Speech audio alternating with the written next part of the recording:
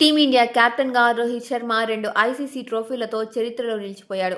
Test క్రికెట్కు retirement ప్రకటించిన తర్వాత హిట్మ్యాన్ను వన్డే క్రికెట్ నుంచి కూడా తొలగించి ఆ బాధ్యతలు గిల్కు అప్పగించారు. అయితే ఇటీవల జరిగిన ఓ కార్యక్రమంలో ICC chairman Jay Shah Rohit శర్మను Indian కెప్టెన్గా పరిచయం చేయడం ఆసక్తికరంగా మారింది. ఈ కార్యక్రమంలో జైషా మాట్లాడుతూ రోహిత్ శర్మను ఇండియా కెప్టెన్ అని చెప్పాడు. దాంతో టీమిండియా స్టార్ బ్యాటర్ ఇచ్చిన రియాక్షన్స్ ఇప్పుడు సోషల్ మీడియాలో వైరల్గా మారాయి. అనూహ్యంగా వచ్చిన ఈ వ్యాఖ్యలకు రోహిత్ ఇచ్చిన చిరునవ్వు, ఆశ్చర్యం కలిసిన స్పందన అభిమానులను బాగా ఆకట్టుకుంది.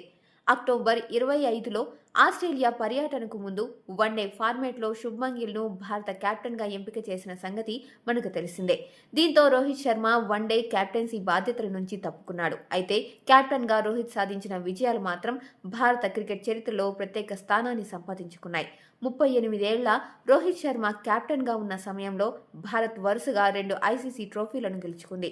2024లో జరిగిన టీ20 వరల్డ్ కప్, 2025లో జరిగిన ఛాంపియన్స్ ట్రోఫీలో భారత్ విజేతగా నిలవడంలో రోహిత్ నాయకత్వం కీలక పాత్ర పోషించింది. అలాగే 2023 వన్డే వరల్డ్ కప్లో భారత్ ఫైనల్కు చేరడంలో రోహిత్ శర్మ కీలక పాత్ర పోషించాడు. అతని కెప్టెన్సీ ప్రయాణం 2025 ఛాంపియన్స్ ట్రోఫీ విజయంతో మరింత గొప్పగా ముగిసింది.